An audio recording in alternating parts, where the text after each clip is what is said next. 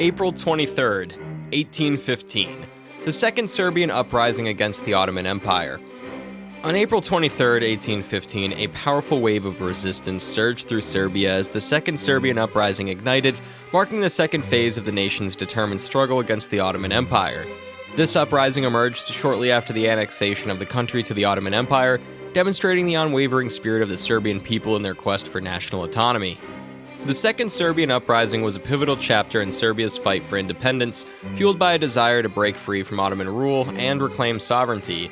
It was a response to the oppressive conditions and challenges faced by the Serbian population following the annexation, reflecting a collective determination to resist subjugation.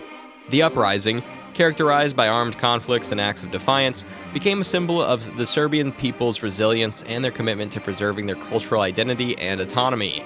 Overcoming numerous challenges, the Second Serbian Uprising played a crucial role in shaping the course of the Serbian struggle for independence, laying the groundwork for future efforts to break free from Ottoman dominance. 1879, the reconstruction of Notre Dame's main building. On April 23, 1879, a devastating fire swept through the University of Notre Dame, reducing the second main building and its iconic dome to ashes. This tragic event marked a turning point for the university, prompting a necessity of rebuilding and ultimately giving rise to the third and current main building adorned with its renowned golden dome. The fire, a harrowing setback for Notre Dame, necessitated swift action to restore the heart of the university. Determined to rise from the ashes, the Notre Dame community rallied to reconstruct the main building, reaffirming their commitment to education and resilience in the face of adversity. The result was the construction of the third main building, a testament to Notre Dame's unwavering spirit and dedication to its mission. The addition of the iconic Golden Dome became a symbol of hope, resilience, and the university's enduring pursuit of excellence. 1885, King Leopold II in the Congo Free State. On April 23, 1885, Belgian King Leopold II took a significant step based on the resolutions from the Berlin Conference by assuming the title of Sovereign of the Congo Free State. This move, however, marked a dark chapter in colonial history, as the Congo was declared his private possession beyond the confines of international law. The Berlin Conference of 1884 and 1885, convened to regulate European colonization and trade in Africa, set the stage for King Leopold II's acquisition of the Congo. Claiming the vast African territory as his personal domain, Leopold II exploited its resources through a brutal system of forced labor and extraction. The Congo Free State, ostensibly established for humanitarian and economic development purposes, became synonymous with exploitation and atrocities.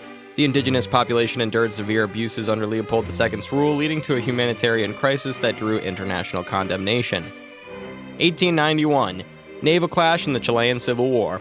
On April 23, 1891, a dramatic episode unfolded in the midst of the Chilean Civil War as the ironclad warship Blanco Encalada met its fate at Caldara Bay.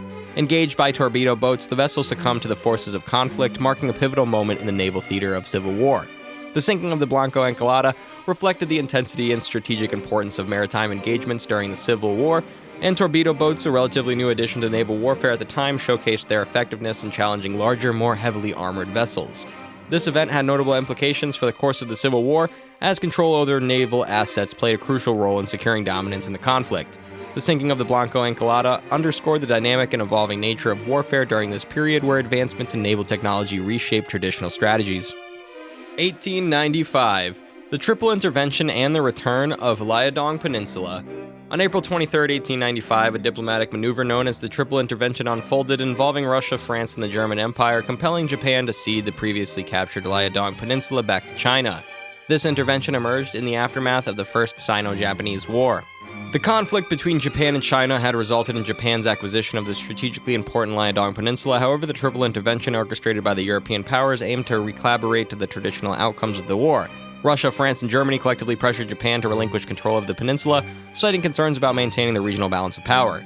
The intervention underscored the complex geopolitical dynamics of the time, with major European powers exerting influence in East Asia. Japan, recognizing the potential consequences of resisting the combined pressure, acquiesced to the demand and returned to the Liaodong Peninsula to China.